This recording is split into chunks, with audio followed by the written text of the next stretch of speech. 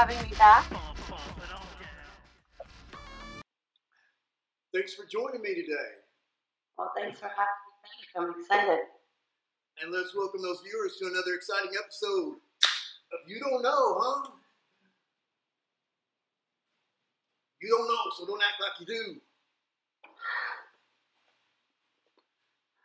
Is it a nice day over there? Oh, it's so beautiful outside. The sun's shining. I'm in shorts and a t-shirt. It's so nice because this winter was -4 degrees and nothing but snow and heaters and heating blankets and, you know, you're just bundled up. But now it's summer days, so I'm in heaven. I know. How about you? When I called you just now, it said that it had been 14 days since I had spoken to you. So that's 2 weeks, and I seem to remember maybe one of your videos or one of those you were wearing a toboggan. You know, so it was kind of. What state are you in? New Jersey. New Jersey. Oh, on the East Coast. Oh my gosh. Yeah. Well, yeah, it's pretty nice here in Austin, Texas, right now. And you know what? You look browner than you did 2 weeks ago. Yes, I have been stealing away, actually. I resigned from some of the things that I used to be doing, which gave me more time back on my calendar. And I've been fishing a lot and stealing away doing that. So I'm looking to go canoeing and hopefully get a kayak. But I've been out in the sun and, yeah, out in the woods, just enjoying nature and the peace and quiet of it all. That's and great. Just taking personal inventory and soul searching, you know, spending time with your Savior. But other than that, everything's good. So sorry I haven't talked to you in 2 weeks, but I just, you know, think that I needed to have a new pace in my life and just refresh myself, so to speak. Good. That's awesome. Now, did you catch any fish?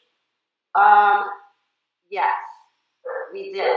I caught a catfish. We went and tried a new place, and I caught a catfish. Ooh, we brought it home and ate it for dinner. And I also have bragging rights because I caught the very first fish of the entire year. So I'm aiming for that fish with the gold coin in its mouth. But so far, it's going good. Well, you know, the fish wasn't out in the ocean, so I don't guess we have to worry about it having any Fukushima or, you know, BP oil spill on it or anything. Right? 'Cause it's a fresh lake. Oh! Ah! Yeah! All right. Let me pull this thing up here a little bit. Oh. So we have interesting topics to talk about. Yesterday when we were on the phone, I didn't mean to cut you off, but I was like, if I keep talking to Ayin right now, we're going to have nothing left to talk for tomorrow. And now here we are. So I'm glad you did, because I probably would have talked to you all day long. Me too. I know, right? Oh my gosh.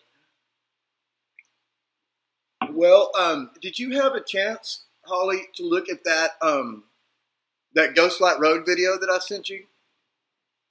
Yes, as a matter of fact, when you sent it to me, and I didn't mean to be rude and not ask your permission first, but I was standing by my neighbor. A lot of people react benignly or graciously, or even with euphoria and beauty, overwhelmed with, twiddling their twat or whatever the fuck they're doing, you know, with the goddamn new age stuff. And I'm not trying to be, typecast people or anything like this, but there are different ways that you can look at this phenomenon, and one of them is the type of airy-fairy type of way, and these people are into the ascension and into the conscious community and all these things, which I admire, because these are things that I, in my own limited way, try to be involved in. But they're seeing it more of it as an elemental type thing, as opposed to some hostile force or something like that. The people that really seem to know, or the people that have the biggest handle on this, in my opinion, are the people that are not thinking that it's little green men in a spacecraft. That's what they're not thinking, and I don't think that either. Right now, for the record, I don't know, but let me tell you this: the entities within the orbs, the drivers of the craft, and there are entities within there, and I've videotaped them, as you have seen, or if you've never seen my series of videos before, you're fixing to see. And they look like little E.T. What are you doing? I'm shutting the... That's it, brother. Recording it. Okay, what's up? What's up, brother? What's up, brother? What's up? What's up? Are you looking at that on the screen? Are you scared yet? Nope. Is it headlights? No. What is it? You need to get closer. Brother, it's, look, okay. Okay, come on. You come with me. Oh, no, wait, hold on. I didn't know I could zoom in this much. Brother, that's it. Shit. Ayin Thropos, Kevin. We are filming. That's what I've seen following us like 3 That's what? times. That's what was following us 3 times. Yeah, it was the ghost light, brother. Yeah, and it would turn off. Of course, that's what it does. I know. There never was a damn car. That's right. Okay, and so here's the deal. Is it retreating now? See, look. I think it is. It's retreating. Okay, what if we run away from it? Or let's back up from it. Wait, no, hold on. Look, I'm gonna put it to where it's far. Okay, we'll back up. Is it getting, oh, dude, it's following us. Okay. Dude, it's following us. Okay. Is it following us? It looks like it.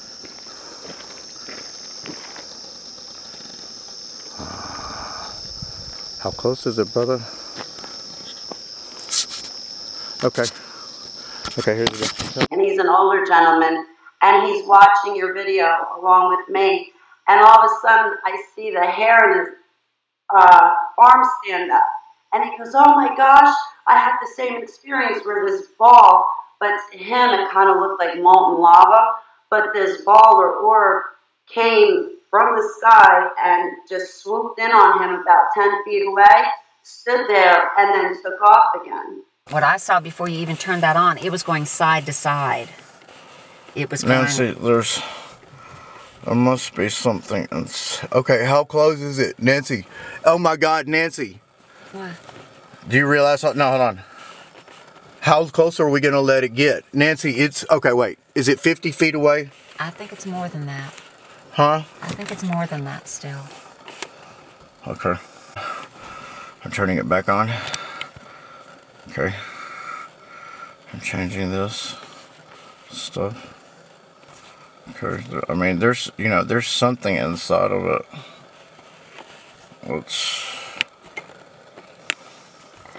Wait, hold on. Oh my God. Certainly. Oh my God. Oh my God. I don't my God, baby, it's close. Nancy, it's right here on top of us. Nancy, start the car. Start the car, Nancy. Start it. It's 10 feet away from us. No, it's farther than that. You want me to turn the lights on? Okay, now hold on. You're not scared, are you?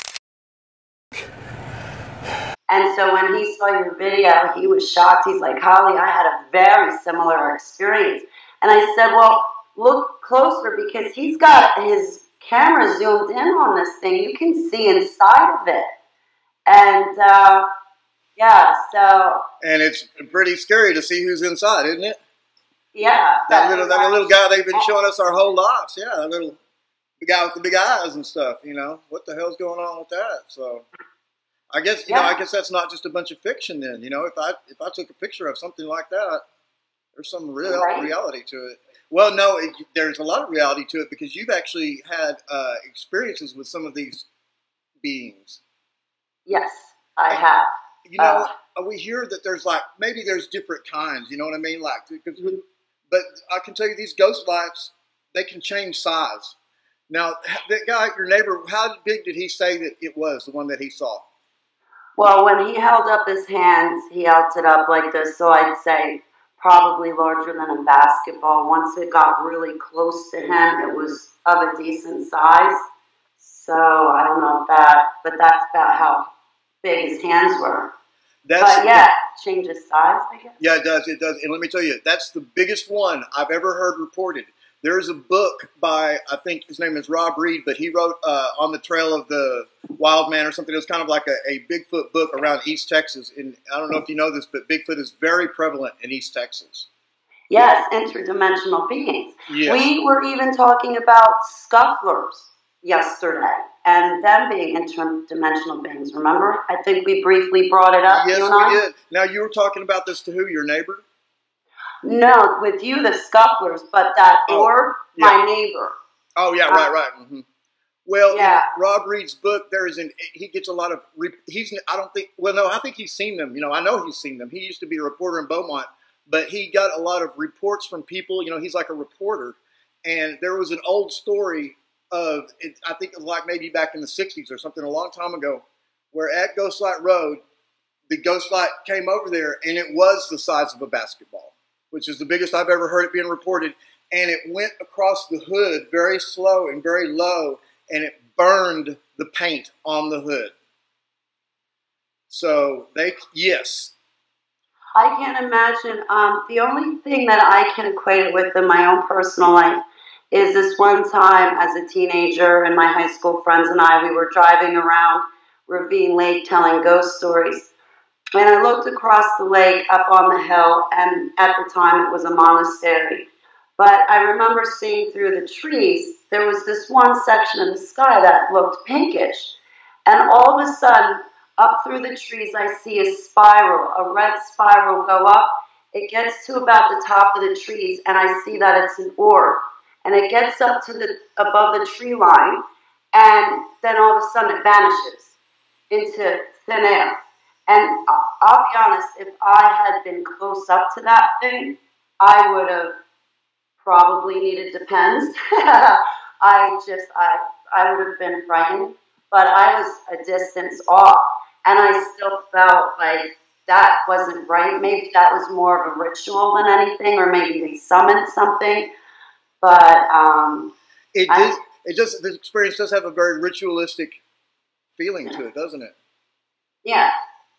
Yeah, that's fascinating. And we hear ghost lights, and they have so many names for it all over the world: spook lights, ghost lights, glowing orbs, plasma balls. And these are all in English. You can imagine all the languages of the world, and there's probably thousands of names for this phenomenon. Yeah. And it seems like kind of seems a little bit underreported to me. We don't. Well, I think it's going to take people like you and me to really get full disclosure, and we push the powers to be to say, listen, you guys have a lot to talk about. I mean, we're going from orbs to little gray aliens to reptilians and draconians. You really need to speak up. Right, yeah. We're not trying to hear about this silence anymore, just the official silence. Right. But it seems like, everyone talks about disclosure, and it does seem like there is kind of, in a way, some kind of disclosure happening, just because you have that guy, the ex-prime minister from Canada, that old man that got up there and started talking about UFOs about a year or so ago. Yeah, I remember that.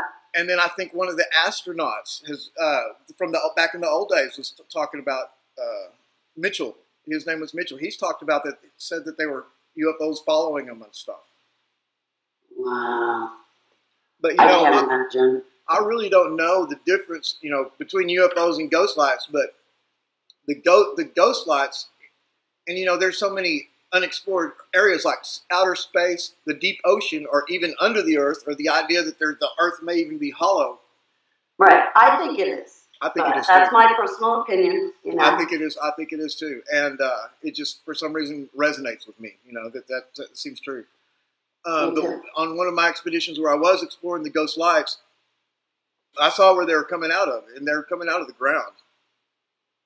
That's spooky, because when I was a young kid, I always thought it came out of the air, and to find out these things come out of the ground was kind of disturbing. I know. I mean, they're in the air, so why wouldn't you think? You think they came from somewhere else in the air, And I'm not saying that they don't, but maybe they have a little gas station under there, a little rest stop or something. I don't know. Probably, absolutely. All the underground bases and all the I think the technology's still there, and we're still using it. Oh yeah. So, I believe, they say that there's an underground, like subways that have these ancient, high-speed trains in them. I believe that. I believe that too. I have fragmented memory, so I can't confirm or deny any of that. I just remember this one time being in Bimini and working with the dolphins. And I think it's the military base that I was in, because it's above the water, but it's also in the water, was along, what is that, Bimini Road or something. The base was down in that area, and that's where I remember having the dolphin training. But as far as the tunnels and whatnot, I don't have specific memories of that. So, but I'm still early waking up. You know, I just have a section of my memories. So we'll see what happens. You started waking up before I did, because I started waking up about a year ago. You know, and I mean, I was really into conspiracies my whole life, but somehow I had fallen asleep somehow. Yeah, me too. Exactly, but I got to give it to you, Ayin. You're handling it very well, because I've been awake for 3 years now, and I've fallen apart for the better part of all that 3 years. You know, trying to keep my scenes together, stay on the wagon, and, you know, just really have more self-confidence. But, you know, all this stuff I've fallen to pieces, especially to wake up and know that I've been a part of it and used a part of it. Yeah, and... You seem real strong right now. Your confidence, your willpower seems real strong right now. So you're doing real good. Thank you. And I'm getting there. I'm working on it. So thank you for helping me with that, and also at times, you know, being a good friend and having my back when I stumble. And I just really appreciate it, Ayin. So thanks for the platform to speak. And it means a lot to me. I'm grateful. Thank you. Yeah, thank you. And remember, Holly, I hadn't, or at least that I remember, and I really don't, I hadn't been through some of the really just terrible things that you know that you've reported in the past, that you've been through and that you've survived through, and I don't know how you did that, but I'm glad you did, and you're here with us today, and that's awesome. Thank you. Me too. Me too. I've been through some pretty hairy, scary stuff, but it was all situations that I put myself into, you know. Yes. And you even sometimes wonder about stuff like that, you know. You even sometimes wonder about stuff like that. What would trigger somebody to, you know, put themselves in a situation like that? You know? Right. So. What else were we talking about, Ayin? Not to change the subjects, but where were we? Crop circles. What about them? How do you think they're made? We were talking about this, right? It's not a man and a board. Okay. Oh, you want me to give up some of my secret information? All right. I feel comfortable. For your show, I can do it. I can do it. But I don't know if you remember, back in the 80s, they had the official way that they said that these crop circles were made. And they had these guys come out. It was two old men. And they had these ropes on sticks. And they started, you know, mushing down the wheat or whatever, claiming that they made these crop circles. Like two old men with about, you know, 10 feet of rope and some boards did that. That's stupid. Nobody, you know, I mean, but the whole world seemed to buy that. And I even had somebody from England. I asked them about that. They were dating my cousin, and they were here in the States. And I was into this, so I asked them about the crop circles. He said, "Oh no, that's old Dave and Jerry or something like that." So you know, these two old men, you know, right? Come on, man. No, because they're made in seconds. And at first, I thought, well, maybe it's little gray aliens, and they're using microwaves and zapping, you know, the field. But then I thought, well, maybe it's these, like what you're talking about, ghost walkers or the orbs. Maybe they could be making it, because it seems like the crop circles are made so quickly and nobody really has, concrete evidence. But there's this. Sorry? I'm just going to say, it could have been doctored, and this is an old video. It's like from the 90s to where we didn't have the 1080p type of resolution that we have today, and someone was taking it with a hand camera. So, I mean, you can imagine, you know, it's just not what we're used to. We're used to such, I mean, stunningly clear pictures. I mean, I can see you perfect right now. I mean, the picture looks great, you know. And I don't think this is even 1080p, but it showed them, and I don't think it didn't look fake. I just don't know how they would have faked something like that. But literally, somebody filmed a crop circle being made, and I don't know how long it took, but I mean, like less than 20 seconds. And there was a series of lights that came down, and they just started going like that, you know. And they whipped that crop circle up very damn quick. Wow. And there's also other more advanced type of crop circles where the wheat is not only laid down, it's almost like it's woven together. You know, so two old men didn't get out there and weave all that, you know, together. Right. Exactly. So, You know, That's incredible. what the, you know, if the ghost lights are making them, or if a certain type of ghost light is making them, I don't know. But I'm trying to think where this information that I have, that I don't, you know, this is just information that I heard off of the internet, but it comes from a source of somebody that I respect, and his name is John Lamb Lash, and he has a lot of alternative answers to so many things that are like, even like the Mandela effect. You know, he has a lot of alternative answers that you don't hear anybody else saying exists. But what he says is that the crop circles are actually traditionally, and have up until maybe the last 7 or 8 or 10 years or something like that, made by the quote-unquote morphogenetic field of the earth. You know, and you know, we've heard this, you know, term for decades, you know, the idea, even other ideas that maybe if people are psychic and they read other people's minds, it maybe has something to do with this morphogenetic field or something, or group consciousness, you know, but having to do with the earth. But the idea being that somehow these high technology, maybe even the secret space program or something, these people with all this technology they cracked the code of it, and if they wanted to, they could make a big Coke logo appear overnight. It would still be doing by the same thing, probably the ghost lights. It would still be the morphogenetic of the earth, but they've just, you know, they can like draw and they can put it out there, you know. Let the earth do it. Isn't that a weird idea?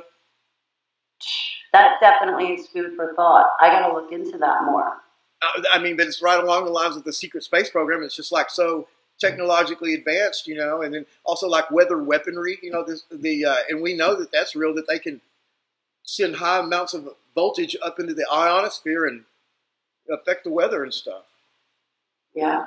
And you know, the idea that possibly the big tsunami there was years ago, and also Hurricane Katrina and all that stuff, the idea that these were supposedly weaponized weather, you know, maybe. I think so, definitely. Because with that one hurricane, it just made a hard left and slammed into land again. And it's like, oh, come on, it never does that. It goes up on the coast and out to the ocean. That's hard. That's manipulated, engineered. And I think that's what we get now.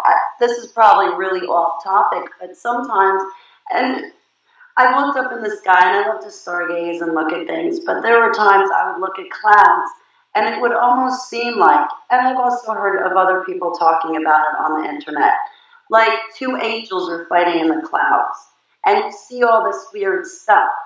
And it's not really two angels fighting in the clouds, it's really HAARP. You know, they're doing something to our atmosphere, and all this weird stuff that you're seeing is actually our climate being manipulated.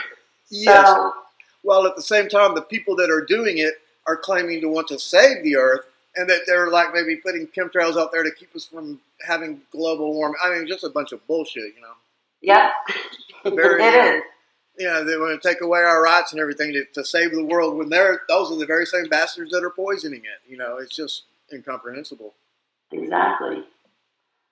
So. You know, HAARP it's spelled HAARP.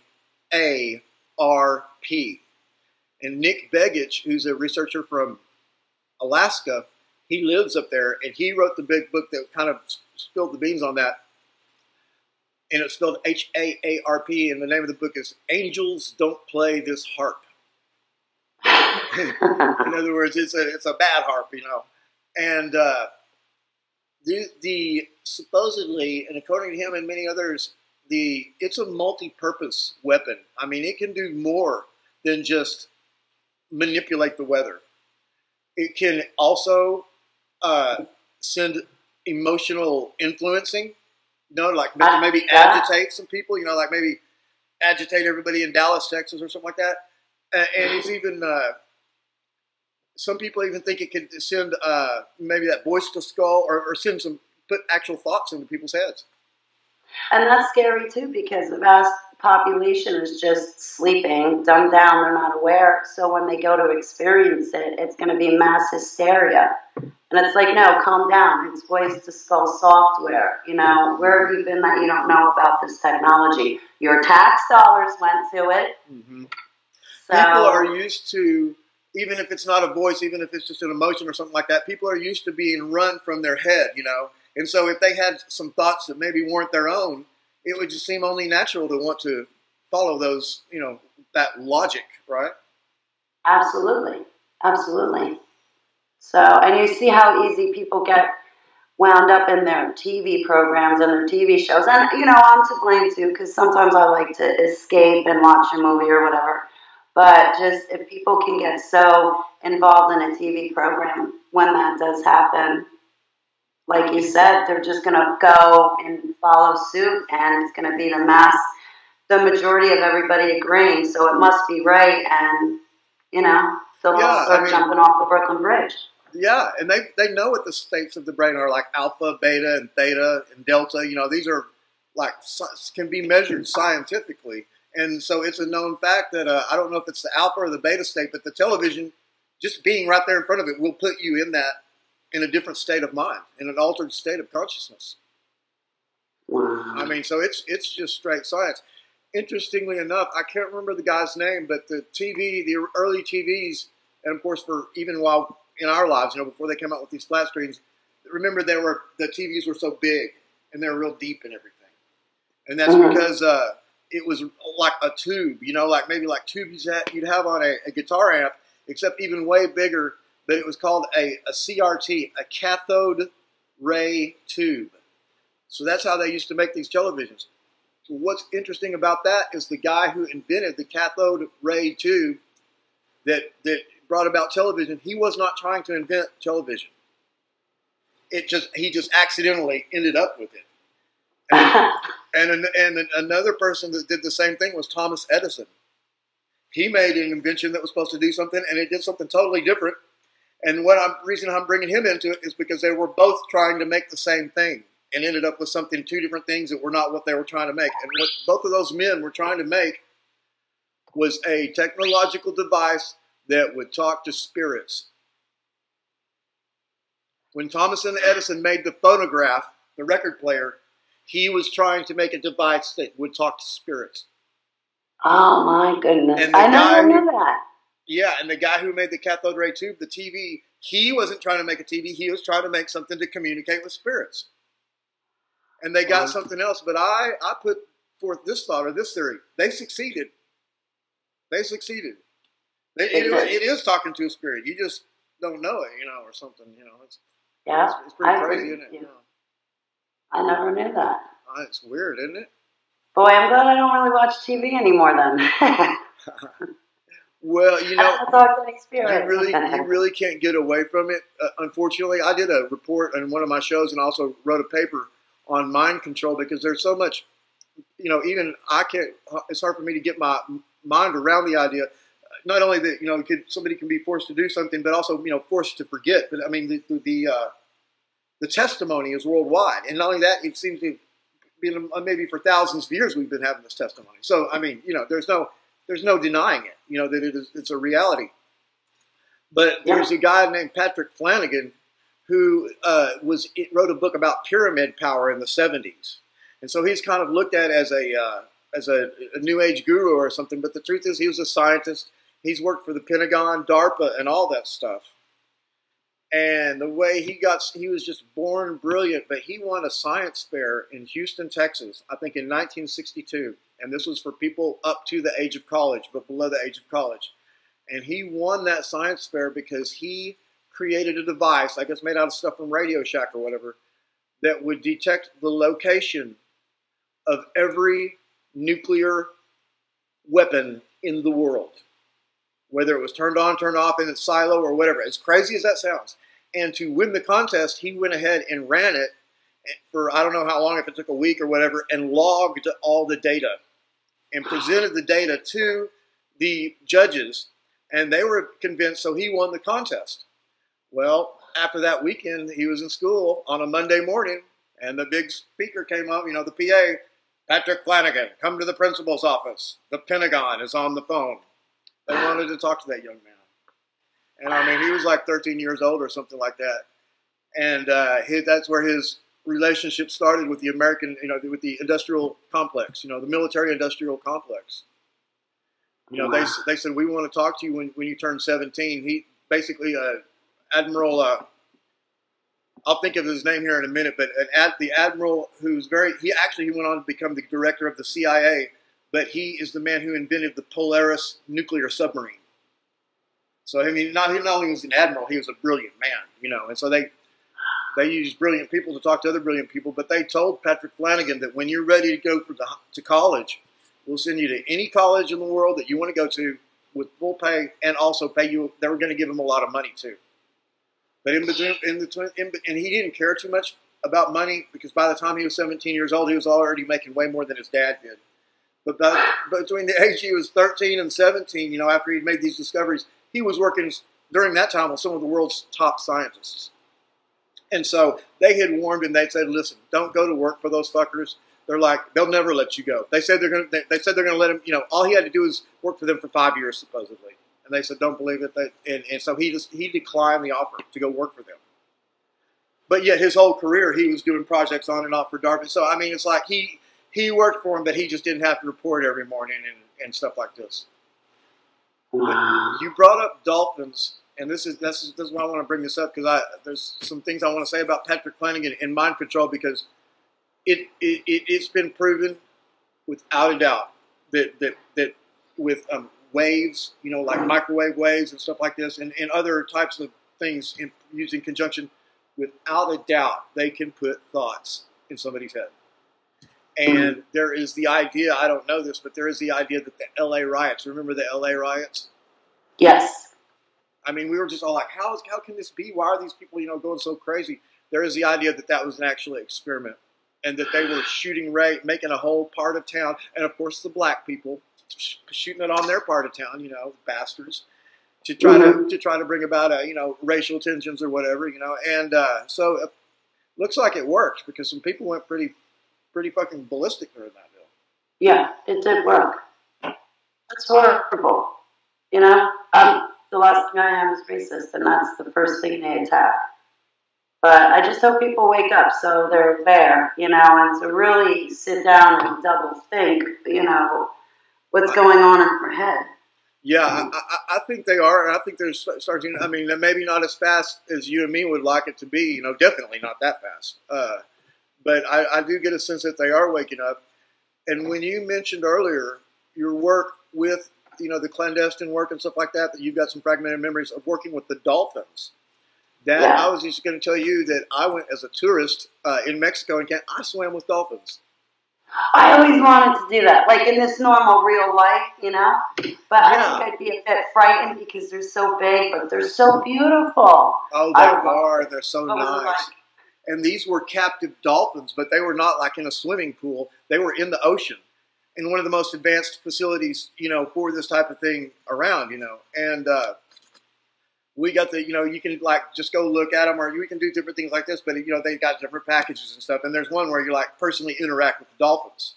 Well, of course, it's very, you're a small group of people, and there's a dolphin trainer right there with you, you know. But it was just so magical. And at one point they were saying, "No, look, because there's some other dolphins came around here, these two dolphins." And they're like, "Do you see that pink one? There was a little bitty pink one." Oh. They're pink when they're little bitty. You're like, "Oh, you're and they're just going right along, you know. But the best part of my experience was, you know, you're sitting there and they're having you pet the dolphin, and these amazingly powerful creatures. I mean, a male dolphin's bigger than this, way bigger than this couch. I mean, they're almost like small whales, and the males are much bigger than, or pretty much bigger than the females. But it was a Romulo. Anyway, I'll think of their names there in a minute. I'm kind of drawing a blank. But this is where we had an experience not only to pet the dolphins, but also to ride the dolphins. Wow. And I have one of my old profile picture on Facebook, which you can still look on my Facebook and get. It's a picture of, because they also have their professional photographers out there, you know, so that you can buy some of these pictures. You know, who wouldn't want to do that, right? You know, right? Yeah, you know. And so what it was is she explained it all to us after we petted the dolphins and made friends with them, and, you know, got their vibrations, and it really got over our fear, because, you know, you're in there with a huge sea creature, you know, and it seems there's pins there where they're, you know, it's all one big pen. In other words, they're swimming around wild, but you are in the ocean, you know. And they were also bragging about that they get their food from somewhere else because, you know, of the BP oil disaster, you know, that's down there by Mexico. So, but I mean, it wasn't like, you know, there was no. I don't think it's affecting them any more than it's affecting us, you know. But anyway, they get their food imported, you know, their fish and stuff. But she, you know, out of our group wanted to see, you know, who's going to ride the dolphin or whatever. Or, you know, of course, we're all signed up to do it. But, of course, I volunteered to go first. Well, that was to swim kind of towards shore. And she told me what to do, but to swim towards shore, you know, to swim away from the group because the dolphins are going to bring you back to the group. You see, that's how it works. They're trained. They're trained to do this. And so I started swimming out there, and I just started booking it because I immediately reasoned the further I swim, the further I'm going to ride, right? You know, the further you swim away from the group, the longer your ride is, until she was like blowing her whistle and say, no, stop there, you know, because I went too far, you know. And I was like, oh, sorry, you know. Well, the deal is the dolphins, I don't know if it's on their command or they just kind of do it on their own because they know what to do. But the deal is they're going to come over here and they're going to come up behind you and you're supposed to be sitting a certain way, you know, like that you're floating in the water. And they're going to come right under you and you're just going to stand up and be riding these dolphins, you know, like Neptune, you know, in one of these statues, just with one dolphin under each leg. Wow. Okay. Now, something happened. I don't know what the problem was or something. And I think it was really, it was my fault. It was not the dolphins. But I was not on the female dolphin who was on my left hand. And so I was just on the male dolphin on one foot. And that lady saw me and she got so big and she started calling. I don't know why it was such a big deal. I mean, she wasn't mad at me. She was just like apparently that doesn't happen very often. And I just summoned some great balance. And I mean, I rode that thing. I rode it so far, they were telling me to jump off of it. You know what I mean? Usually people will fall off of it before they make it all the way back there, I think. Or that's what all the other people did. But I rode that thing like it was just natural. Like I just been doing that every day of my life, you know, and then you got lots of cool pictures. And it was just an amazing experience. That's awesome. That's awesome. So I'd love to do that. What did you do with the dolphins? I don't really remember. I had to do something with their sonar. I remember swimming with them. And that's about it. Well, you know, we know that they tried to weaponize dolphins. Well, you know, have a dolphin, you know, deliver a bomb or something to a submarine. Well, come on, you know, it's not just going to, and I think they do have ones where they go and leave the bomb or something and fly away. But, you know, most of them, they probably detonate the damn dolphin with the bomb. You know what I mean? Yeah, it's horrendous. But even as worse or more or almost as horrific as that or whatever is in the idea to like maybe make a super soldier out of a dolphin. Of course, they were doing surgeries on them and planting electronics in them to try to, you know, do all these different things. So it gets into some. It could have been that too. Sorry, that's probably maybe why I don't remember, because it was when I was a kid that I was even around these dolphins or inside of them. So they were probably doing experiments on all of us because it was the same group of kids again. You know. They wanted you to communicate with the dolphins. Is that it? I think so. Yes, definitely. You know, maybe, and there's kind of the idea like we have in ancient sorcery and stuff like that, you know, there's a crow coming or an owl that maybe some powerful sorcerer can see through the eyes of an animal. Well, maybe they would maybe they wanted to get the dolphin out there near an enemy base and have you doing some remote viewing through the dolphin or something. I mean, I don't know. Right. I just can't really remember, but I remember, yeah, just bits and pieces. I remember in the water with the dolphins. But I also think I have a fragmented memory where this one time, like, the dolphin soothed me. I think whatever had happened, I was put in a tank with the dolphin, and the vibrations or the sonar was to help heal me, soothe me. But again, it's just a fragmented memory. So you may be interested to hear this information. You know, it goes back to Patrick Flanagan, and Patrick Flanagan invented a device back in the 60s that he called the neurophone. and he was not allowed to sell it for like 30 or more years because they Pentagon took it and classified it top secret. And whether they were using it or not, of course they were, they wouldn't let him sell it, you know. But he, you know, he was rich anyway. But he didn't care about that. He wanted to give all the things he made. He wanted them to better humanity, you know. Well, what it is that he found, and they later found out he invented some stuff that he didn't even really understand. You know what I mean? And other scientists even decoded it, and he's still alive today. And the admiral who tried to recruit him, I'm now remembering, is Admiral Rayburn, Rayburn, Admiral Rayburn. Okay, and I'm telling you that and the listeners that because that kind of comes up a little bit later. But what the neurophone, what it does is basically allows you to hear through your skin. Okay, but it's not. You're not hearing it in your conscious mind. It goes straight to your subconscious. Okay, and the reason that they later found out that this works is because we are like the cetaceans. And do you know what the cetaceans are? That's a designation like in like how like a homo the Homo sapiens, like what we are. They have all these weird Latin names for like science. A cetacean just means all of your in the group of cetaceans is all your whales, all your porpoises, and all your dolphins. Thank you. They're all cetaceans. They have many things in common. Like for instance, they have breast milk. Okay, I understand. Sorry. Yeah, because they're mammals. They're mammals, right?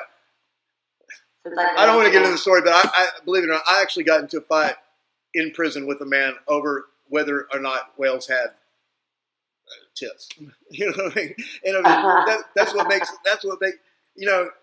makes them a mammal. You know what I mean? And so they feed their young. Or they're not fish. Dolphins are not fish. They're mammals, just like us. But anyway, so there's in our skull there's something that they call saccules that are little. But this is what we have that makes us like dolphins. And so we, in other words, like they can hear the sonar and everything. We can too, but we can't anymore. It's like been dumbed down in us, or maybe genetically modified out of us. Because the idea that they made us dumber and they made us to where we don't live as long as we used to. Yeah. Bastards. Bastards. I know it. Yeah. So yeah, I mean, but this neurophone, and I want to get one, but they're so expensive. They're over $600.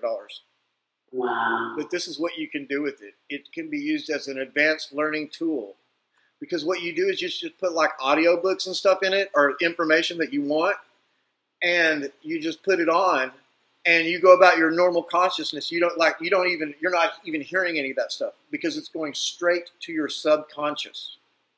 Now, one of the guys who's on Patrick Flanagan's, works at his company or whatever, he had married a woman that spoke Hungarian.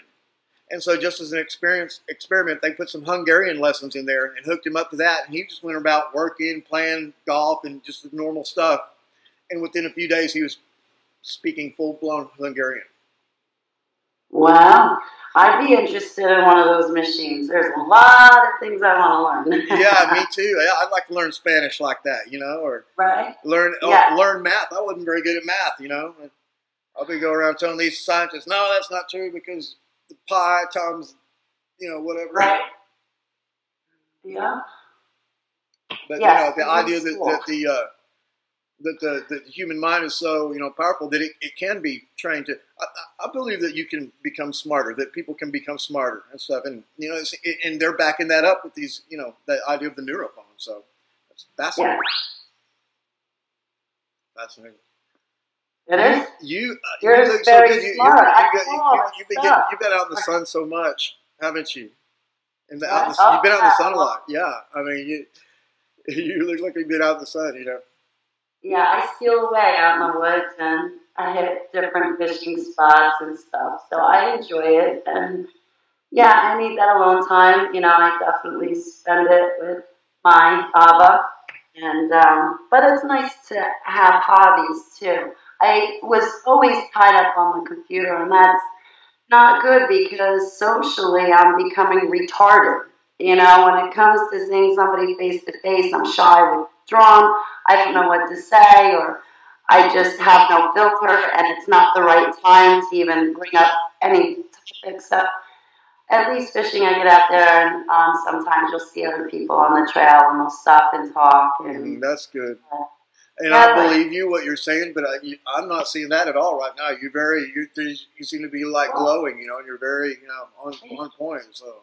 Well, you're my friend. I'm comfortable with you, and I get to, you know, relax and just have a conversation with you, and you know, I'm comfortable with that. I like that. So it makes me, you know, I definitely needed time away to spend with my feet. But, you know, fishing, there's a couple other hobbies I want to get. I definitely need to start weightlifting or doing some sort of physical activity. But, you know, it's good that I broke away from some of these online things so I can actually have relationships with people and like yourself and just talk. And in nature, yeah, you know, walking is so, you know, I don't do enough walking, you know, and that's so important. Now, are you out? Are you out in the country, right? You're not in like the, you know, we think of New Jersey, we think of like the big city and everything like that. But are you out in the country? Yeah, I'm out in the boondocks. I live on like a 70-acre horse farm, and it's out there. So when I go fishing, it's even more out there. It's more like northern New Jersey where I go fishing, or out near Pennsylvania. So that's a lot of fun. But I like hiking too. So. But yeah, I've been outside a lot, you know, just trying to steal away, enjoy myself. Has there been any reports of Bigfoot in that area? Not to my knowledge, just bears. And, but yeah. So when I go fishing, I make sure that we have a machete on us. I have mace, you know, but I'd like to get a few more things of protection. But I know that you're just supposed to remain calm and slowly back away. But yeah, there's some times when I leave fishing spots and it's dusk. You just don't. It's dark out. So you're talking about defending yourself against a bear, or in case of a bear attack? Yeah. Yeah, I mean that's very real. But at least that's my only fear right now. Yeah. You know, wild animals. And now, do you know anything? Do you have any or heard any or anything about Bigfoot? That's not part of your experience? No, not around here. I think that's more like southern or in the Midwest of the country, not so much New Jersey. I know they've had strange sightings, but not of Bigfoot per se. Yeah. Well, they had there's some, I think it was up there in Pennsylvania, a little deal, like, because there's these kind of like mythical creatures, like the demon of the woods or something like that, but there's like a little thing that looked like a little horse with wings or something like that. Oh, yeah, what is around here? Is the Jersey Devil. The Jersey Devil, yeah. Yes, when I was a kid, I read the book on the Jersey Devil, and boy, I was flipped out of my mind. But yeah, that's in New Jersey, in the Pine Barrens, in southern New Jersey. Yeah, and what is the Jersey Devil? Is it a little devil? Is it a little alien, or is it a little fairy, or a little goblin or something? Or well, I kind of forget the story, but something like a woman had a baby out in the middle of woods. I forget the previous surrounding circumstances, but she has a kid, and as it's born, she curses it, and it flies out the chimney and never returns, and that's the Jersey Devil. And some people say it has hooves, some people say it's big, or it has beady eyes, or it's small. So it was because she had already had 11 children or something, wasn't that? That she cursed it because she had already had 11 children or something. Yeah, something like that. Yeah. So she did something bad, and so it kind of cursed everybody or something. Yeah. Yeah, I had a friend that went down looking for that thing. I'm like, you're out of your mind. But I guess they saw some spooky things in the woods, and I don't know. I would tend to believe the tale, to be honest with you. Yeah, I was always one of those people that wanted to believe in those things. And and we know in retrospect that people don't just make shit up. No, not like that. That's too terrifying. And why would you want to make something like that up to scare somebody else? That's not really fun. I mean, yeah, one of the biggest conspiracies in my mind is the fact that all over the world you have like Indian people or indigenous people, and they have all these what we now call myths. And mythology used to be different than what it is, what the term meant, because in today's world, a myth means a lie, or a myth means a fantasy, something that's not true, when in fact, that's not what the original meaning of myth is at all. But just they relegate all these stories from the indigenous people to mythology. And just with one fell swoop, they get rid of all that stuff, all Bigfoots, all aliens, all everything, all gods. You know, I mean, it's very effective. And I would tend to believe in the fairy tales. I'm sorry about that. I would tend to believe in the fairy tales more than anything, and the creatures that live in those stories. I would tend to believe they're true.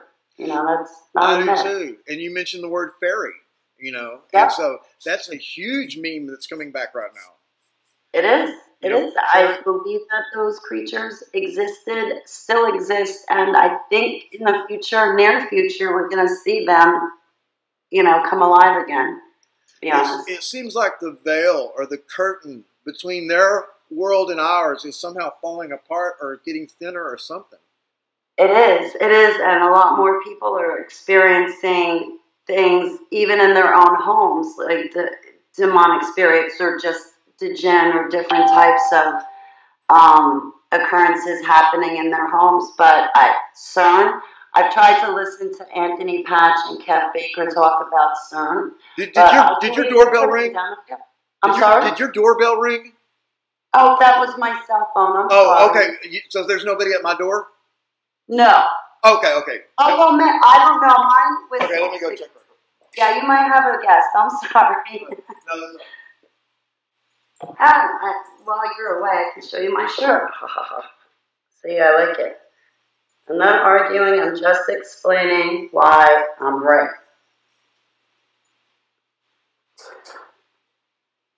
Okay, yeah. No, there's nobody at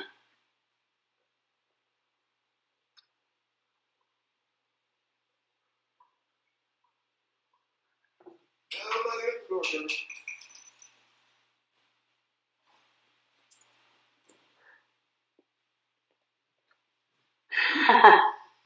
Smoke break. Sorry. Excuse me. Oh, no, that's all right. That's all right. It's time to take a little smoke break. Yeah, I haven't kicked my nicotine urge yet, so. That is a really high-tech looking one that you've got. Yeah, my roommate loaned it to me because I broke mine. I dropped it in the glass. Like, mine is like, it's just like one piece, but this one is like big and fat and heavy. It's awesome. How much? What brand is it? iStick Pico. I don't know. Huh. So, I don't know. I usually buy like the $27 cheapo e-cig. And sometimes I get lucky and they last me 6 months, but usually not because I drop them all the time. So I can't see paying like $150 for something like this if I'm going to drop it and break it all the time. And I'm not going to spend $300 to get an unbreakable one, you know, so. But if you dropped that one, it probably wouldn't break, would it? I mean, it's so. Well, as long as you don't drop it on the glass, from personal experience, it's all right. But yeah, this has been dropped several times. Bob pops out of it. But it's still hanging in there. It's just you have to be careful of the glass. So it's some type of some type of oil that has nicotine infused in it. Is that what it? Yeah. You fill it up. Yeah, like I get flavored nicotine. Oh. I try to get what is it, Diceta or Dicetafil or whatever it is, because that gives you popcorn lung. But at this point, as long as I stay away from a cigarette, I'm good. Because I don't like the way it smells. I mean, don't get me wrong. Once in a while, I like to, you know, sit out and enjoy a cigarette with a glass of wine or something, especially on a nice summer night. But like on a daily basis, I really don't want to have a cigarette in my hands all the time. So this kind of comes in handy. I know it, and like, you know, I grew up in a home with cigarettes. My dad smoked cigarettes. I was so used to the smell, and really it doesn't bother me. But, you know, in today's world, you can't smoke inside, you know, or even if you're the smoker, you know, that owns a house or whatever. It just, you know. Yeah, there's 2 out of 3 people that smoke in this house because I have 2 other roommates. 2 of us smoke, but the third one, it's not fair to them to smoke in the house and then they're dealing with it. But that's all right. You know, at least this winter they kind of accommodated us and let us use the cellar to smoke and stay out of the cold weather. But now that it's nice weather, we go outside. But with the dogs, it's nice because you can walk them and. But that doesn't count the vaping. It's okay to vape inside, but not smoke. Is that right? Yeah, at least here, because the vapes don't leave a bad smell behind, and it doesn't stick to the walls, and it doesn't offend a non-smoker. And I'm still getting my nicotine, and I kind of like the different flavors, you know? So they taste better than just a regular cigarette. Yeah. And it was, that was cherry flavor, isn't it? This one, I like cherry flavor. I like blueberry. But this one is strawberry, pineapple, and coconut. Oh, wow, that's cool. Yeah, it tastes good. I like it a lot. So I try different things. It's good. Does a vape, is it as strong as a cigarette? Oh, gosh, yeah. I had to get liquid from the convenience store, and they sold 12 milligrams or 18 milligram nicotine. I'm used to 3 or 6 milligrams, but I think it was like possibly 18 milligrams. I put it in this thing. Oh my gosh, I had to turn it on the low level so I wouldn't get all that nicotine. But yeah, you can get really strong nicotine, and with these kind of e-cigs, they amp it up. So like 6 milligrams is strong like a cigarette. So 12 or 18 milligrams, you're really getting blessed with the nicotine. Oh yeah. Well, I mean, 6 milligrams. Nicotine's a very powerful drug, isn't it? It is. It is. Like when I get stressed or whatever, and I grab the vape pen, and I have a few puffs, my shoulders relax, and just, it is a powerful drug. You know, but I think it's also something that people build up a tolerance to, a big tolerance, because, I mean, if I were to smoke even a couple of hits off a cigarette, I'd probably become instantly sick, you know, because people that don't smoke, if they, if they go for a week or so, then they can maybe smoke with the rest of them, but it's, you know, when you first started introducing it to your body, it freaks out. I'll be honest. If I smoke a cigarette now, 9 times out of 10, I get an upset stomach and an instant headache. But when I quit smoking, and I quit cigarettes, and I went to an e-cig, so I've been on this for 6 years. But like my taste for food came back. I could breathe through my nose, and smell came back. Like even my eyes seemed to clear up. So just to quit the cigarette and go to something like this, I just noticed a huge improvement. And I was still enjoying my nicotine, but I felt a huge improvement. My appetite came back, the anxiety, like I used to have acid reflux problems. That calmed down when I gave up cigarettes and just switched to this. So. And you were even having problems keeping your weight up at one time? Oh yeah, and now I need to work out. Now that I got my weight up, I need to definitely work out muscles and build up my energy levels. I finally got all the vitamins I need, but now I need the exercise routine. But yeah, I have a hard time keeping my weight up. I get so skinny. I end up, I used to have these, I was bullied all through school, and in junior high, this bully and her friends used to call me Skeletor. From the cartoon He-Man, you know, Skeletor was the bad guy. And that is so mean. Yeah, isn't that it? But is anyway, fucking so cruel. Yeah, but I know exactly who Skeletor is. Yeah, I know who you're talking about. Yeah, in my later years, I kind of got back with those bullies and spoke my mind finally. But it wasn't until I was in my 40s that I actually stood up to them in the nonsense. But I have to say, to use their terminology, there's times that my weight does get so low that I'm Skeletor. I get very skinny. So people thought you had anorexia, maybe, or they thought you might have had an eating disorder or something? Yeah, but sometimes I just get so stressed that I lose the weight even if I am eating, or I get stressed and I can't eat. It's not intentional. Yeah, right, yeah. It's not like you weren't doing any bulimia or anything like that, like where you make yourself throw. Right. No. Just stressed out to the max. At very worst, not to cut you off, at very worst, what happened if I did have appetite issues, which I do, like chewing and swallowing. I don't know why. Sometimes I have problems with my appetite, but I have a Ninja blender, so I whip together all sorts of concoctions so I can at least drink and swallow, fruits and vegetables and make different shakes and smoothies. And I really enjoy that. So I'm still getting the nutrition and whatnot, but my weight drops. But I'll get the hang of it sooner or later. Yeah, you got a glow. I mean, your skin just looks really healthy and everything. So you're doing something right. Thank you very much. I'm smiling a lot more. Yeah, I can't even believe that you said that about Skeletor. I unfortunately used to run back when I was younger. Managed a bar that was one of these bars that exploits people. You know what I mean? The type of adult bar or whatever. And there was some poor girl there that the other strippers would call her that.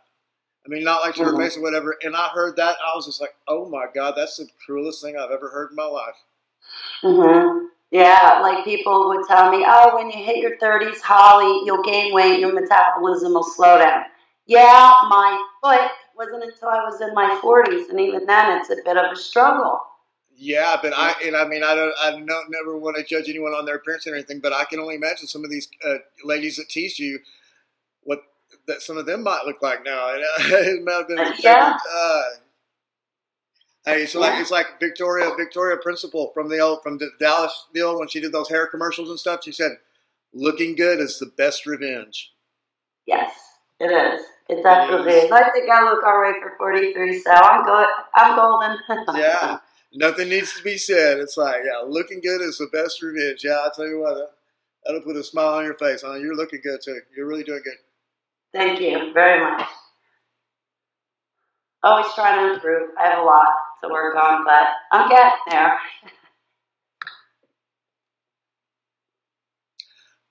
There's a guy in our group in KJ's group. I call it the 5 stars group because there's only so many people in there, like 20 people. And I think I might have asked you this yesterday, but there's that guy Adam Subtractum that's in our group. I don't know if I met him yet because I'm quiet in the groups. I love KJ and everybody. They've helped me deal with things and accept things. And I went kicking and screaming sometimes, like, no, this can't be true. But then, a couple months later, it's like, all right, I can accept it and wrap my mind around it. But I love the group, but I'm always kind of quiet. So I don't know if I met Adam yet. Yeah, well, I met him just recently, and I believe you knew the late Max Spears. Is that right? Yes, I met him through the projects. Like on a personal level, I didn't know him as a person or friend, but through the projects, yes. I remember him as a child all the way up through growing up. Yeah. Well, Adam Subtractum, he knew Max too, and there's a world of people. There's people that really knew him, and then there's many people that just wish they knew him and stuff like that. But I never challenged that. He told me that. And I never challenged that, but he did, and he wasn't even that wasn't even a big deal with him. And he was on. We did do a show the other day, and he did bring that up. But no, he showed me some texts and stuff from Max, and he was pretty close with Max. And this was through the UFO community and stuff. In other words, like these groups that we're in now. That's where he knew him from, not from one of these programs. But Adam Subtractum is also has a history of abduction scenario experiences. Ooh, I'm going to have to introduce myself to him and say hello. Yeah, you ought to. I mean, because I wouldn't be revealing, what he said, except that he came out and said it on my show, so it's not like, something he's keeping a secret. And he had good feelings about Max and stuff like that. I think his feelings might have been a little bit different about Sarah. So my opinion of Sarah actually got a lot better recently because I for no really good reason, I just kind of didn't like her, and I really couldn't put my finger on it. But I saw this video that she did, and this was a few weeks ago. I was like, wow, it just totally changed my whole idea about her. Yeah, I watched a video once a while back, and something didn't agree and seemed off, and I just stepped away from the situation. Is she somebody that you know? Is she somebody that you know or you knew back in the day, or? Well, I wouldn't want to say anything to upset Miss Adams in any way. I believe that I do remember her from the projects. I was able to meet her and talk to her for a little while. after Max's passing, but I we just go our different ways. You know, she's already doing her thing, and so Yeah, you know, and I she's wish a her and very everybody all the opinionated best. young lady. I feel for her in the fact that it seems like that maybe with for whatever reason she seems to be surrounded by people watching her or something. She's so it's got to be kind of a tough deal. Just like it is for you. I mean, it's not like they just forgot who you are. You know what I mean? It's like they probably still have I don't know how it works. The mailman looks or something, or I don't know how it works, but it's a weird world, isn't it? Yeah, it is a weird world. So I'm better off living in reclusive on the farm. Yeah, I'm not good in the spotlight. Yeah, that's better. And sometimes we think of whatever these government agencies and secret societies and all these things that people can do, spies and stuff.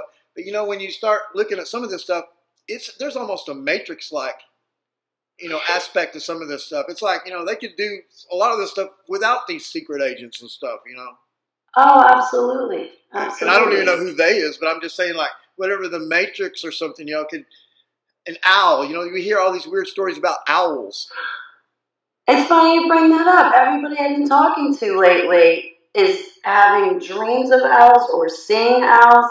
And I got to tell you, every time I walk into a store, there's like, a stuffed animal owl or some owl sticking out at me. And I normally, ever since I was a child, equated an owl to a little alien, gray aliens. But that was for me and my personal experience. Something to do with their big eyes. Now I like owls, but a lot of people... It's something else. I've heard reports. There is some kind, and so that's interesting that you'd bring that to confirm that. What I've heard, there is a link between these little grays and the owls, and I don't know if it's a spiritual owl or if it's a real owl or if it's both. But there's a big time link right there, and the fact that you would even say that, that you remember that as a child, that's another evidence of that. Yeah, as a child, I used to have a little ceramic owl on my windowsill that would change colors for the weather, whether it was raining or sun shining. But yeah, that just for some reason always, in a spiritual sense, I guess you'd say it, always reminded me of a little gray alien. Yeah. Yeah, like you're being watched, and their head can spin completely around. So. Yeah. Well, the having to do with buildings and like having to do with like the occult ideas, and I'm not saying even necessarily occult in a bad way, but there's these conspiracies that there's these occult buildings, and one of the most famous ones in the world is right here in Austin, Texas, and it's a building. It's the Frost Bank building, and that's where I do my banking. But it's the idea that the building looks like an owl, and the building does look like an owl. I mean, it looks a lot like an owl. It's an owl that has his wings down here, and it's a crown. It's one of these crowned owls, the species that has a crown, and that's exactly what it is. And there's a huge clock on all four sides of the building. And so if you look at it from a corner, that's the beak, and here's two big eyes. And this particular building has big, this glass stuff coming up, and that's its horn. So I mean, it's not like it just accidentally came out looking like an owl. It was made to look like an owl. I would agree with you. It's made to look like an owl. I bet that's a sight to see, though. And it's interesting that after I knew about this, and I'd known about this for years, somebody else brought up the fact that the UT Tower, that's much older than the tower in the Frost, I don't know if you've heard of the UT Tower, but one of the very first single, what are they called? Lone shooter. These lone shooter scenarios that they have these days that are very common. Did you know the very first one was right here in Austin, Texas? I had no idea. Yeah, and the guy was, now everyone's in complete agreement. He was the MK Ultra Mind Control guy, and he went crazy. He was also an ex-Marine and all this stuff, and he went up in the tower and just started picking people off with a rifle. And he had himself barricaded in there. By the time people finally figured it out, there was already a lot of people dead, and everyone was just hiding, for like hours. And they sent some brave police officer up there who went up there with a pistol and got in a gunfight with this guy and killed him. And that's the very first in the United States of America, the very first one of these And it was in like 1969 or something. It was a long time ago. When I was 3 years old, my biological mother had flown down to live in San Antonio, Texas, when I was a small child, and she brought me with her. And that was, we lived in San Antonio, Texas, and I guess you have an underground military base in San Antonio. And I believe it was that base that they had me in. So, and we were there for 3 months. Or we lived there for 3 months until my grandparents came and brought me back to New Jersey. So you lived with your mom in an apartment or on the base? In an apartment, not on the base. Right. And what was your mom's reason for being there? A job, or she had a man there, or I think a job, or just to find a man, you know, start new, get out of Jersey. So now, is your mom still alive? Yes, but we don't have any sort of relationship. Oh, it's estranged. Yeah. But the lady that you're talking about is she your biological mother? Yeah, but I don't. I'm not allowed to use her name. But also, my grandparents raised me, so that's why I also use that term, biological mother, because I had more interaction with my grandmother and papa than I did her. Well, yeah, man, I tell you what, grandparents are so good about that. They're so, nobody really loved me as much as my grandmother did. No, but she really loved me so much. You know, of course she's dead. But yeah, are your grandparents dead? Yeah, they're both dead, deceased. So I miss them. I'll bet, yeah. I miss my grandparents too. They're all dead, you know. Yeah. Most people our age, I guess, most of us, our grandparents are dead. Yeah, my dad is deceased as well, so it's just my biological mother. She's remarried and has another family, so. Were your mom and dad divorced? Did you come from a home that had a divorce? Yeah, me too. Parents got divorced when I was like 3 years old, very young. Yeah. You know, I think they only lived together for maybe a year and a half, so by the time I was 3, they were split up and divorced. Yeah, I mean, that's almost how you characterize, we're from the same generation. That's one of the main things that characterizes it. We're kids of divorce, you know. When the generation before us, believe it or not, divorce was almost unheard of still, you know, in the 50s and 60s. Exactly, and I admire their relationships because I always wanted that for my life. But I also understand going through some of these MK Ultra projects myself with the mind control and the fracturing of everything. It's no surprise that I haven't had successful or long-lasting relationships. And at the time that they were, you know, I was in these underground bases. I forgot what I was going to say, but about divorce and stuff. Yeah, but I spent 37 years of my life involved with these projects. So it's only been in the past 3 years that I've had a chance to deprogram and realize what's going on to even, get to know myself. And, now I would love to see if I could have a successful relationship because I know the problems that I've had in my past and I've deprogrammed and I've seen where the fracturing of my mind has also fractured and shattered many areas of my life, such as my love life or different friendships and even relationships with my parents and my grandparents, and it's embarrassing and shameful, but hopefully now going forward I can have good, solid relationships that last in my life. I bet, I know that you can, and let me tell you, have you ever been married? Yes, I'm divorced though. No kids. No kids, right? And so, yeah, I'm sure, obviously you're not going to have any trouble attracting a nice boy because you're looking good, baby. Oh, I thank you very much. I'm very excited. I don't know about that though. So, well, you bring up the fact of these underground bases, and it's interesting. There's the guy William Cooper. Some people call him Bill Cooper. Was known as one of the world's greatest conspiracy theorists, and he wrote, which is one of the greatest, conspiracy books, which is called "Behold a Pale Horse," making a reference to the Revelation.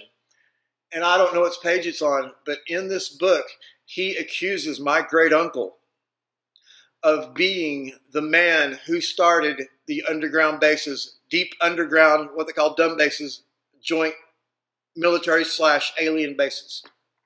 Wow. My great uncle Wow. Stan's accused of being the person who did that, you know, and which is not really a surprise, seeing that all of the, you know, he created the NSA, the CIA, the FBI, and all this stuff.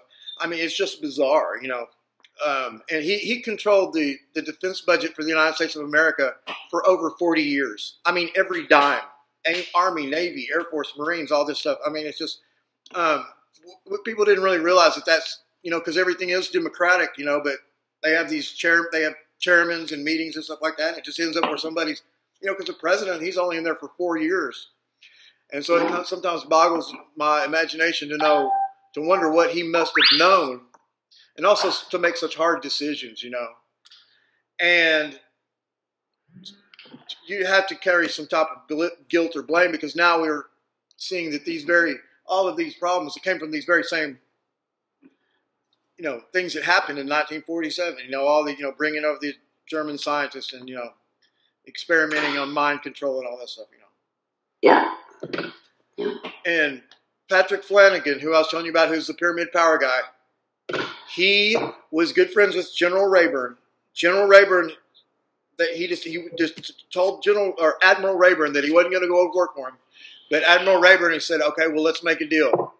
He said, we'll keep you advised of anything that we find out, and then, you know, you keep us advised about what you're doing. And he said, okay. And I'm sure that was just a one-way conversation. You know, they probably didn't tell him nothing. It was just he told them everything. And the sad part about it is, and Patrick Flanagan, because I had this, you know, there's this idea, you know, SRA, and then people have these recovered memories that they've been, you know, molested and stuff as children. And there's some people that had the idea that if you haven't had these memories by the time you're maybe 35 or 40 years old, then you never will, or something like this, or, you know, or it probably never happened. Patrick Flanagan had memories, started having memories of his these types of crimes being committed against him as a child when he was 68 years old. That's earth-shattering at that point. It is, because you know a lot about this more than I do. And I mean, have you heard that before? That if this has happened to you, you'll know by the time you'll start knowing it by the time you're 30 or 40 years old. Yeah, I've heard that too from many people and many other, you know, whistleblowers. And no disrespect, but yeah, by the time you're 30, by the time you're 30. Well, wait a second. Yeah. I was 39, 40 years old, and then all of a sudden, bam, I realized what happened. I couldn't even talk properly for 9 months to explain to you, hey, I think I was in an underground base, and Joseph Mangley was a programmer, and he's still alive, and these entities and these other things, they're real, and it took me a while, so it's been 3 years, but you're handling it very well, I gotta tell you, because, you know, who's handling it very well? The survivors? Yeah, survivors. Oh, yeah. That's amazing. But yeah, 68 years old, I'd have a heart attack at 68, and that would be it for me. I'd be like, what? Good luck, done. Yeah. Well, at least at 40, I'm still young enough to go, okay, my heart's going to be all right. I'm going to be okay. Things will sort themselves out, you know? So right. I can't imagine at that time. I know it. But now he is one of the most powerful, smartest men in the world, you know, and I don't know if that helped. And I don't know how old he is now, but he's certainly in his 70s. But he didn't come right out and say it. But then one thing that he was very certain to say, because the people involved are obviously all dead, you know, but he did say that he has forgiven Admiral Rayburn. He's forgiven him, and that he didn't. That's all he said, and so that really implies a lot, doesn't it? It does. And so, and I'm, you know, it's probably good that he handled it that way, because I'm sure Admiral Rayburn's relatives are right here, you know, with us today. You know, they're probably not watching this, but it's just a mystery how all this comes. How you just don't understand it. Why people would do this? You just don't understand it. Exactly. I wish that Bill Cooper could have still been alive, and some of these other people could have still been alive to see us now and who's come forward and how many of us are coming forward and talking about these things and shedding light on everything. You know, they were really the pioneers, but I really wish that they didn't have to be martyrs for the cause, and they could have seen what's transpired and how many of us have said, you know what, we're going to stand up, we're going to do it, we'll take matters into our own hands. there's something bad happening in our government and military, and we need to do something about it. Yeah, we really do. You know, we're doing these things in our small way, and I have a couple of psychics, and you know one of them. She's a very powerful lady. You know, and of course I'm talking about Tara. And her, oh, she's so sweet, isn't she? Her and another one of my but mainly her tells me that because of all this, my family's involvement with the deep state and everything like that, that is some kind of create a kind of a familial karma or something like that. And she feels like that the work that I'm trying to do is I'm, you know, somehow trying to make up for this, or you know. I see what you mean. Yeah, but don't worry so much about that, because Ayin, you have good works and you're doing a good thing. I mean, even like in my life, you give me a platform to talk to, and you give me your friendship, and I'm blessed by that. You accept me for me. You know my faith is strong, and my Savior is Yeshua, but you accept me. You let me talk about these things, and I'm really blessed by the whole thing. So I just thank you too, and you know, yeah, I thank you. And you know what? We met through KJ, because we wouldn't even know each other if it wasn't for our little group that we have. I got to tell you, I love her and Tyler too. I think they're amazing and brilliant, and they've been friends to me for a long time and offered me their shoulder. And KJ's groups are really great communities with wonderful people inside of them, and I just wish everybody so much success and love. You know, I'm not going to say this person's last name because she's more of a private person, but she's in our group. But it was so interesting. She's so sweet, so nice. She reached out to me today just to say hi, and that's Mary. You know Mary. I was just thinking of her. She is a doll, that one. Oh, I love her. I wish I had her demeanor and everything, because I guess maybe I get down on myself and I get in a bad mood and I lash out and say the wrong things. But Mary has such a wonderful, brilliant, bright demeanor, and she's such a sweetheart, and she's consistent. You know, even when she's having a bad day, she still sparkles, you know. Yeah, and she's strong really too. She's strong. You know, you can just tell, you know, that she's strong, you know. Yeah. So I'm grateful for all of you. So yeah, I'm grateful for you. That's so good. And you know what? Gosh, we've talked about a lot. I'm sitting here looking at the clock. I was like, it's the time flies. Can you believe we've been talking for an hour and a half?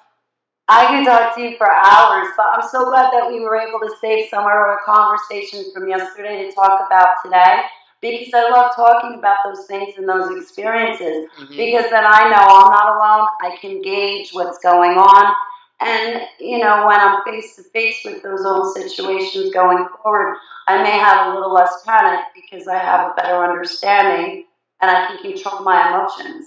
Yeah, and then, you know, your neighbor, you know, we got that anecdotal story from him about his experience with the ghost lights, you know.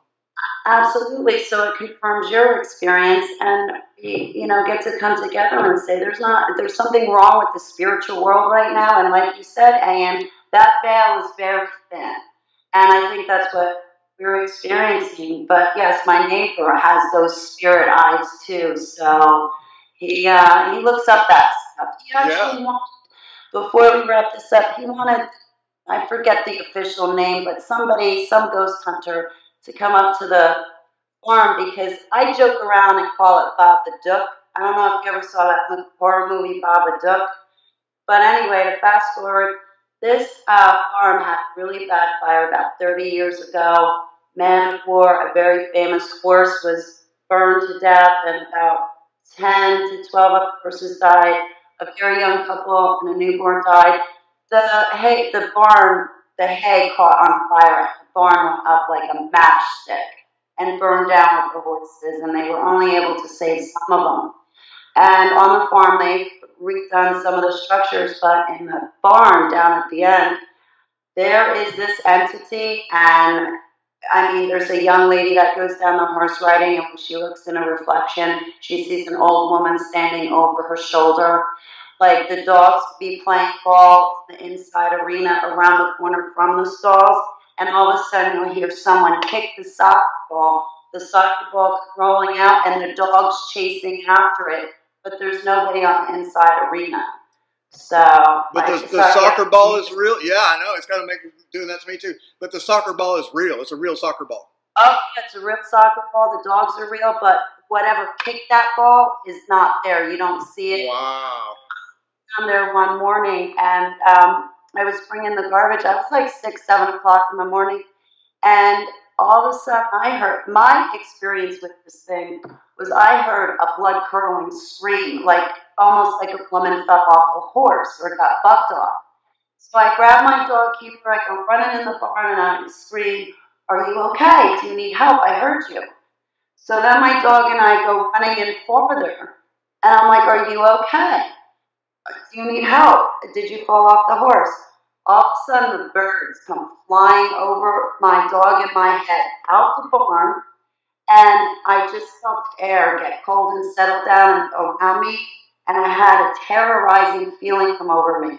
My dog and I, at that moment, followed the birds, ran out of the barn.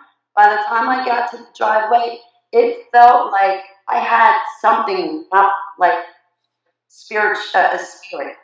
It felt like it wrapped around my head and was clutching onto my head. I go running out the driveway up to the house. I have my dog with me, and I'm in such a panic and such a fright because I can feel this thing on my head. I don't know what it is. I'm thinking it's the jinn.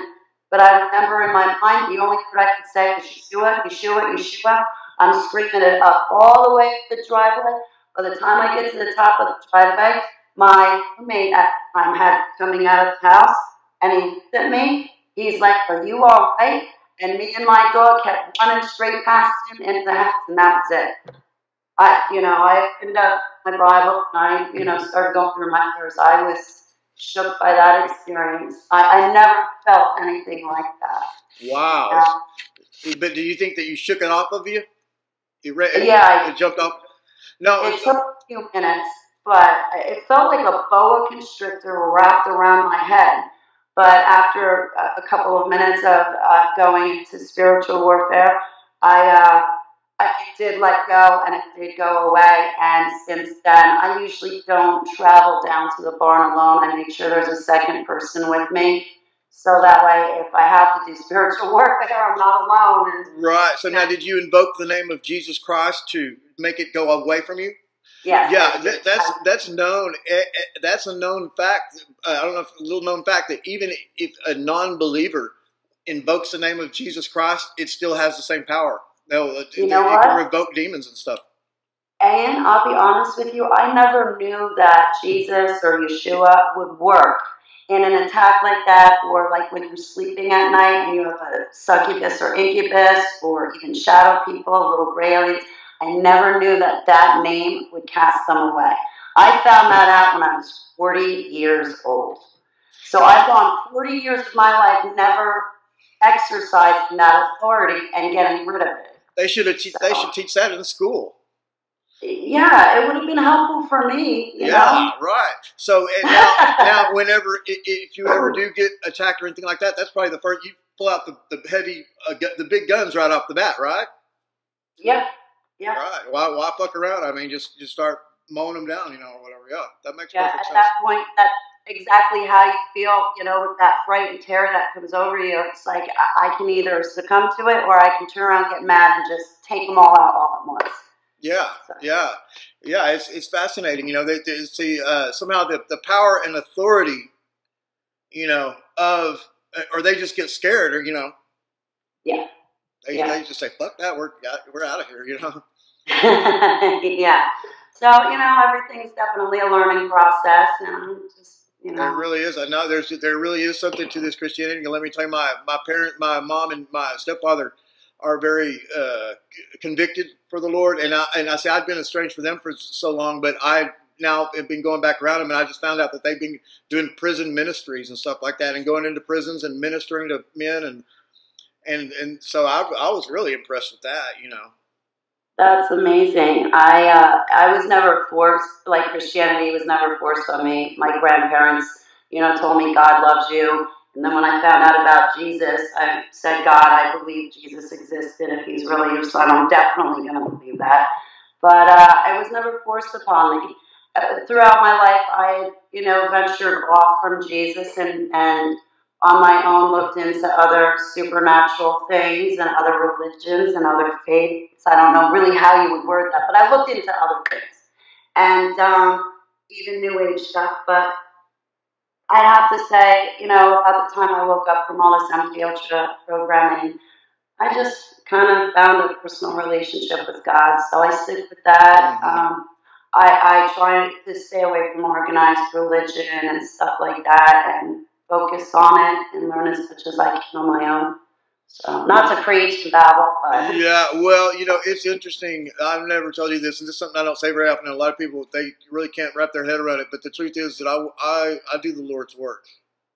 I work for the Lord, and yeah. it really is. But I mean, the truth is, it doesn't. My belief or faith or a conviction or whatever is just not needed. The Lord works in mysterious ways, right? He does. He really does. That's and pretty mysterious. I've seen him work in my life like that, and what a turnaround. And I still have more to go, but you're absolutely right, Ayin. You know, and congratulations. I'm glad we're on the same. It's a little interesting fact about me. You know, people have condemned me or whatever, saying that I wasn't a Christian or that I wasn't as close to God as they were, and they've been quite shocked to learn that fact when I tell them that, and because it's true, and somehow the authority of me saying it, they don't argue with it. You know, it's just weird, but it's a weird world. You know, so we all have our job to do. We do. Well, I'm glad that we get to fight our enemies together, and I'm just really glad you're in my life, and we get to do videos like this and talk about all those cool topics.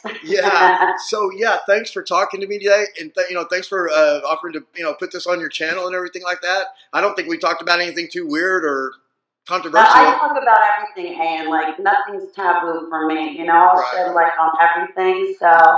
But thank you very much, and I, keep talking and talking, but I know that we both have things to do. But yes, I can't wait to upload the video and tell everybody about it. This video so rocks. I'm so happy and pleased with this video. Thank you so much, Ayin. You've made my day. And thank you for the platform and helping me with all the tech stuff. Okay, and maybe I'll see you tonight in our room with KJ and them. I'm gonna have to drop in and be sociable and tell everybody how great they are, and I deeply appreciate them in my life. So, I really appreciate KJ. Yes, definitely. So I'll see you later and talk shop then. I love you, Ayin, and thanks so much again for everything. Okay, bye. Love you, baby.